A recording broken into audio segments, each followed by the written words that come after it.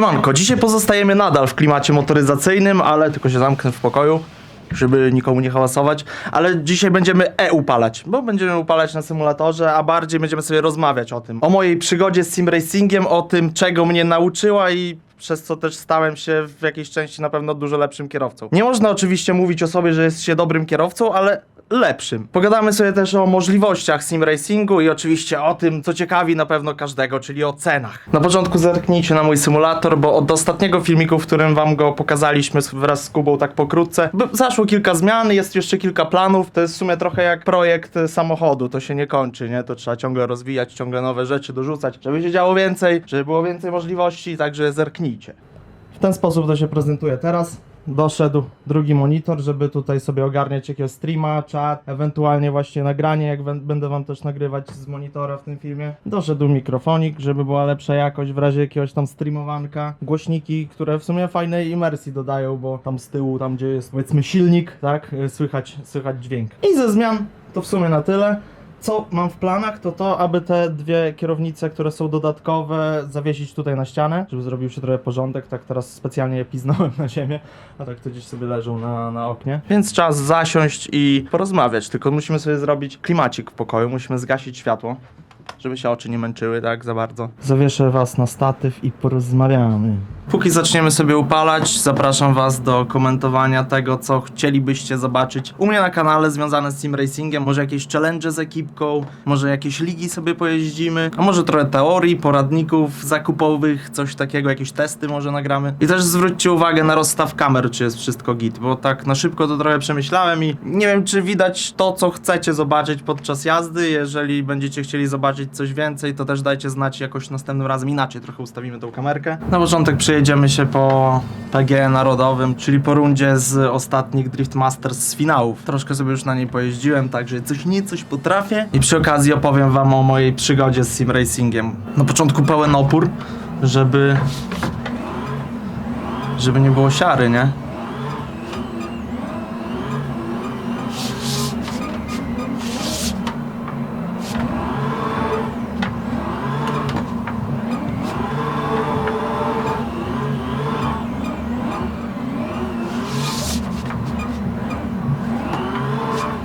Ta przekładka nie zawsze mi wychodzi.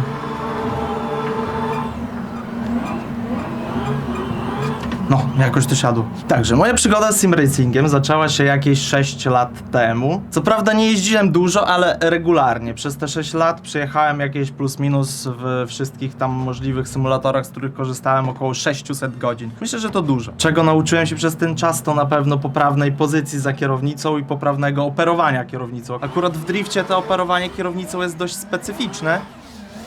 Nie za bardzo takie, jakie używamy na co dzień, czy tam w rajdowaniu, ale takie, o, widzicie, to jest jeden z plusów symulatora. Jak się rozpierdzielisz, to możesz sobie kliknąć restart i spróbować dalej, nie? Co do pozycji za kierownicą, ja swoją przygodę z motorsportem zacząłem od jazdy w realu na torze. Wybrałem się kilka razy na tory, no i się zajawiłem wielce tym. I tam dopiero zrozumiałem, jakim jestem słabiakiem za kierownicą, po prostu wszyscy robili mnie jak chcieli, ja starałem się w 100% i nie mogłem w ogóle nikogo dojść i tak dalej, no to była porażka jakaś. I zauważyłem też, pogadałem z ludźmi, co mają trochę więcej pojęcia, pooglądałem jakieś filmiki tutorialowe, poczytałem i dowiedziałem się, że źle trzymam kierownicę. Bo trzymałem tak. Trzymając kierownicę tak, w sumie to logiczne, że jest to dużo mniej precyzyjne. W sumie do tego to musiałbym się odpowiednio ułożyć, nie? Do tego trzymania tego. O. No czuję się jakbym tak... Jakbym miał jakiś paraliż, nie wiem co tu się dzieje. No to mamy te ręce, aby z nich korzystać. Doceńmy to, że mamy ręce. Mamy, więc z nich korzystajmy. Co za tym idzie, jak zrozumiałem, że trzymam źle kierownicę i w ogóle ją źle operuję, zacząłem się tego uczyć, ale było mi strasznie niewygodnie i dowiedziałem się, że dużo wygodniej jest nauczyć się poprawnie operować kierownicą, jeżeli siedzimy po prostu poprawnie. Bo jak siedzimy tak, to operując, no wiesz, tak leżę sobie, nie? To operując poprawnie kierownicą, to my się do niej, nie wiem, przyciągamy na przykład. To jest niedobre, bo my mamy pracować rękoma, a nie całym ciałem. My mamy czuć ten samochód jako przedłużenie naszego ciała, jako, jak wiecie, takie długie ręce po prostu, one tylko tutaj jakby się przedłużają, łapiąc tą kierownicę, nie? I auto z nami tworzy całość. Ale jak już usiądziemy sobie poprawniej, w odpowiednim kącie, w odpowiedniej odległości, to wtedy operując mamy taką pełną lekkość, taką precyzję co do milimetra, wiecie, możemy sobie tak muskać sobie tą kierownicę i ustawiać auto w zakręcie. Poza tym dużo też pojeździłem na Assetto Corsie Competizione, czyli to jest taka platforma, w której głównie ściga się w lidze GT3. No i tam mamy te wyścigi 20-30 minutowe, w której musimy się na maksa skoncentrować, żeby jechać ciągle w miarę jednostajnie, ewentualnie poprawiać się i też jeszcze walczyć w koło, wyprzedzać się i nikomu nie zrobić krzywdy, bo są za to spore kary, jak tam gdzieś się dotkniemy niepotrzebnie, więc w tych zakrętach czasami musimy iść obok siebie, ale jednak się szanować i potrafić tak walczyć fair play w tym wszystkim. Więc to na pewno nauczyło mnie koncentracji, która ewidentnie pomaga bardzo przy startach w KJS-ach. Potrafię się tak po prostu wyłączyć od tej jazdy w Competizione i totalnie jechać swoje i tak naprawdę jak przejazd trwa, nie wiem, 2-3 minuty, to dla mnie to trwa jak 10 sekund, bo ja totalnie wyłączam mózg, ja się totalnie skupiam i robię po prostu swoje, nie? Tak samo jak na simie sobie jadę jakiś wyścig, to dla mnie ten wyścig trwa krócej niż naprawdę, bo jednak nie zwracam uwagi na ten czas. Po prostu się skupiam w 100%. Też jest bardzo ważna kwestia taka już stricte motorsportowa, która niekoniecznie tam pomaga jakoś w jeździe na ulicy. To jest nauczenie się poprawnej linii wyścigowej i to jest naprawdę bardzo trudna sztuka na początku. To jest taki, po prostu trzeba się tego uczyć, aż się to zakuma. Jak już się to zakuma, to już jest git, nie? Więc to jest takie kilka głównych rzeczy, które dał mi sim racing. Poza tym też nauczyłem się ustawiać auto, jak wcześniej geometria czy coś z takich rzeczy, to była mnie totalnie czarną magią.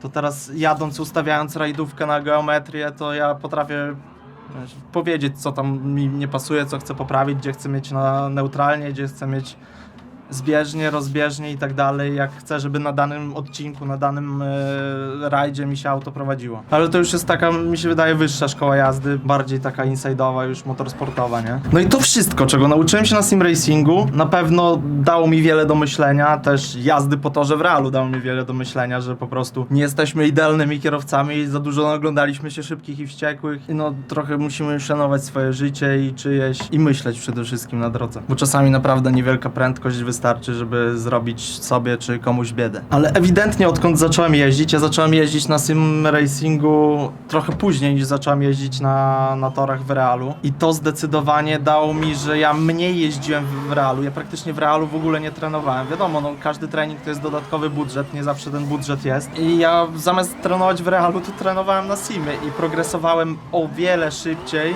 szybko wyprzedzając, że tak powiem, w wynikach osoby, co już po kilka lat jeździły, właśnie trenując tutaj na symulatorze. Poza tym wydaje mi się, że jestem właśnie dużo bardziej świadomy na drodze tego i respektuję na pewno przy okazji już tak przepisy dużo bardziej. Tak przy okazji, nie? Jednak te przepisy mają czasami sens. Najbardziej doceniam właśnie tą umiejętność poprawnego trzymania kierownicy, tak to nazwijmy, bo w kilku awaryjnych sytuacjach na drodze, nie mówię w motorsporcie, na torze czy coś, tylko na drodze, tak w jeździe na co dzień, to przyzwyczajenie do trzymania poprawnie kierownicy non-stop dało mi w wielu sytuacjach awaryjnych, kiedy ktoś mi wymusił, czy tam gdzieś wyjechał, czy cokolwiek innego się stało, szybką i precyzyjną reakcję. Przede wszystkim szybką poprzez to, że byłem skoncentrowany wystarczająco i precyzyjną przez to, że ja omijając te auto nie robiłem jedną ręką jakichś niebezpiecznych ruchów, które potem wprowadzają mi auto w poślizg i ja, kurde, tak nie do końca wiem, jak to ogarnąć, tylko ja po prostu zrobiłem taki precyzyjny test łosia, bym to powiedział.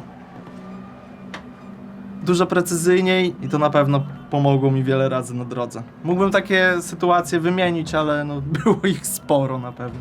Myślę, że z 2 razy uratowały one mnie albo co najmniej mój samochód. Jakie mamy możliwości w sim racingu? Słuchajcie, akurat ostatnio wyszła nowa gierka, taki następca Dirta Rally 2.0, nie wiem czy kojarzycie. To była taka jedna z lepszych rajdówek, jeżeli chodzi o symulator. I ta gierka w pewnym sensie powróciła, bo od tych samych twórców powstała nowa wersja WRCK, którą już mam i sobie dzisiaj też zagrałem przy okazji. Nie wiem, czy będę dał radę się skupić w ogóle na tyle, żeby z wami rozmawiać jadąc tutaj, więc może zrobimy sobie, że ja coś tam będę po prostu jechać, w tle coś tam mówić, jak się zatrzymamy i tak dalej. Co do możliwości, tak jak widzieliście, ja na przykład głównie latałem w drifcie i trenowałem pod rajdy w realu, czyli w drifcie latałem RWD-kiem większość czasu, a trenowałem do rajdów przednim napędem, taką odzorowaną w miarę 1:1 Hondą, taką jak jeździłem w realu. I to jest to, co ja robiłem głównie. Co jeszcze możecie robić? Jest mega dużo możliwości. Możecie się właśnie ścigać. Właśnie bym zapomniał jeszcze, przecież ścigałem się w Assetto Corsie Competizione na takiej lidze. I do tego miałem specjalnie właśnie tą kierownicę. Ona w GT3 jest też jeszcze dużo bardziej precyzyjniejsza i no to jest jakby kierownica do ścigania się w GT3. A poza tym to możemy sobie tak naprawdę jeździć po mieście, jakieś tam obwodnice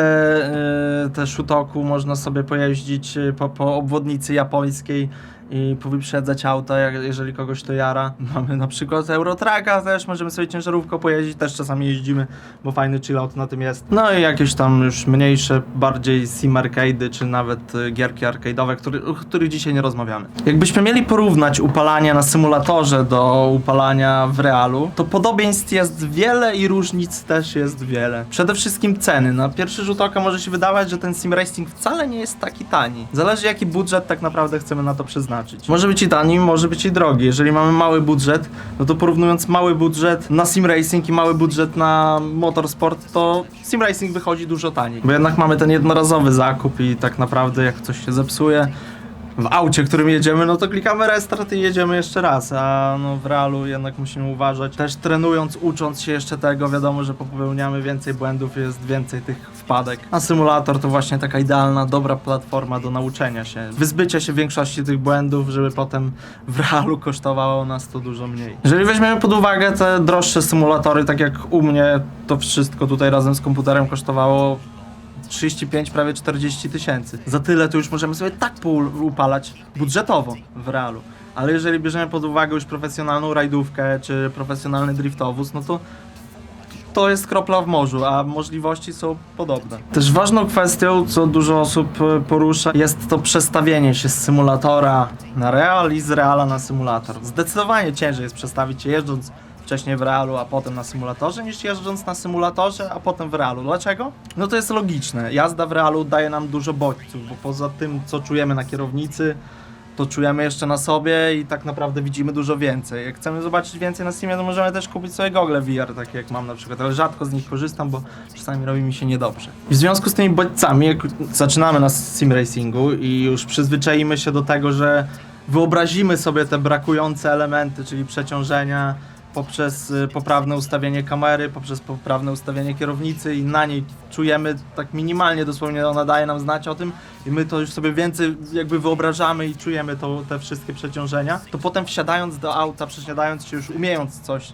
na sim racingu, przesiadając się do auta w realu, my czujemy dużo więcej bodźców, więc nam jest jeszcze łatwiej robić to lepiej, bo czasami tutaj jesteśmy niepewni, czy na pewno to poczuliśmy, co mieliśmy poczuć, a w realu my to czujemy ewidentnie, więc przesiadając się z sima do realnego auta na pewno jest dużo łatwiej. A właśnie w drugą stronę to jednak musimy mieć dość kreatywną i bujną wyobraźnię, żeby nam to poszło szybciej, ale tak naprawdę każdy się przyzwyczai. Mi jak ja się przesiadałem z auta na symulator, no to tak naprawdę pierwsze 40 godzin to było takie granie, a nie jazda na symulatorze, takie przyzwyczajanie się, wyrabianie pewnych jakichś tam zwracania uwagi na jakieś tam bodźce i tak dalej, także było dużo ciężej. Na pewno łatwiej jest zacząć za młodu na symulatorze i potem przesiąść się do auta. Co w sumie zapewnia nam tą symulację na symulatorze? No przede wszystkim mechanizm force feedback, który mamy w kierownicy, ale to mają praktycznie wszystkie kierownice od 1000 w górę i są już jakieś tam te nawet tańsze w miarę symulacyjne i można to nazwać śmiało symulatorem. Ale dużo osób zapomina o manipulatorach nożnych, nazwijmy to tak, żeby być poprawnym politycznie, oraz o tym, co widzimy, czyli o monitorze, o poprawnym ustawieniu kamery, FOV-a. Kilka razy już mi się zdarzyło, że rozmawiałem z kimś o sim racingu i powiedział, że no to takie odczucia to takie średnie są. I akurat miałem okazję się z nim przejechać na symulatorze i widziałem, że on jeździ z takiej kamery, w której ten widok generuje jakieś takie niepotrzebne ruchy, które zaburzają nam te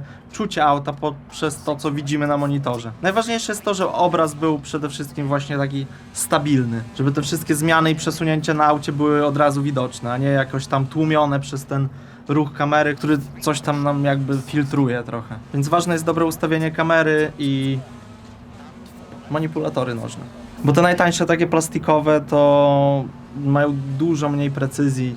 Nie są takie, że możemy sobie tak robić tak zwany trail breaking, czyli tam jest bardzo ważne to, żeby stopniowo działać na gaz i hamulec. No i w tych tańszych jest to bardzo ciężkie, tam raczej bardziej przeskakujemy tak po jakichś etapach, a nie robimy to tak fajnie, płynnie i czujemy to dużo bardziej, przez co też w lepszych właśnie możemy sobie te moce nacisku zmieniać, zmieniając tam takie gumki. No ale właśnie takim głównym, mało osób w sumie o tym mówi, to jest ta kamera. I to jest jedyna rzecz, której brakuje tak naprawdę w symulatorze, no to te poprawne ustawienie kamery pomaga nam wyobrazić sobie przeciążenia. Co do kosztów, tak jak już mówiłem wcześniej, moje stanowisko kosztowało w granicach 35 do 40 tysięcy. Razem z komputerem, który jest dość mocny, więc to też jest spora część tej kwoty. Ale to też zostało zbudowane nie tylko ze względu na symulatory jazdy, ale też pod granie na VR-ze, z którego w sumie nie korzystam. Ale wcale chcąc zacząć z symulatorem nie musimy wydawać takich pieniędzy. Wystarczy 500 do 700 zł, żeby kupić sobie używanego Logitecha G27. Ewentualnie najlepszą opcją, jak już jesteśmy pewni, że nam się ten sim racing spodoba i nie chcemy potem się bawić w jakieś odsprzedawanie i kupowanie kolejnej, no to warto wejść na jakiegoś tam Trustmastera T300, to już będzie cena powiedzmy razy 2 co najmniej, ale no tam już mamy tą taką płynną i fajną symulację, a nie tak na ząbkach ta kierownica tak przeskakuje, jest przede wszystkim głośna. Jak będziemy sobie upalać w domu, no to będziemy tym denerwować innych domowników. A już ten Trustmaster T300 jest taki fajny, cichutki, możemy sobie się zamknąć w słuchawkach i robić swoje. Także to tak naprawdę tyle, no wiadomo, komputer, ewentualnie jakaś konsola, no ale na konsoli ciężko mówić o jakichś tam możliwościach, tam jest bardzo mało możliwości, więc skupmy się tak już w 100% na komputerze, na PC-cie. No, zapewne większość z Was ma PC-ta, także wystarczy do niego dokupić kierownicę i zamocować ją do biurka i jeździć. No i to chyba tyle. Wyszedł taki trochę bardziej podcast dzisiaj. Jeżeli Wam się spodobało, to oczywiście zostawcie łapkę w górę, suba i koniecznie, proszę Was, koniecznie napiszcie komentarz. I napiszcie tam, co chcecie zobaczyć z symulatora, bo ostatnio korzystam z niego bardzo mało, a jakbym miał jakiś pomysł do nagrania, to na pewno bym przy okazji też skorzystał i pojeździł. Na pewno w następnym roku nagramy filmik, z którym porównamy sobie dość mocno jazdę na symulatorze do jazdy w realu. Też możliwe, że będę miał okazję pierwszy raz w życiu usiąść do samochodu driftowego, także po moich licznych treningach driftingowych na symulatorze nie miałem styczności jeszcze z RWD-kiem w realu i będę miał taką możliwość w następnym roku, więc na pewno też nagramy filmik. Zobaczymy, jak sobie poradzę pierwszy raz w driftówie. No i tyle, widzimy się w kolejnych filmach. Komentujcie, koniecznie.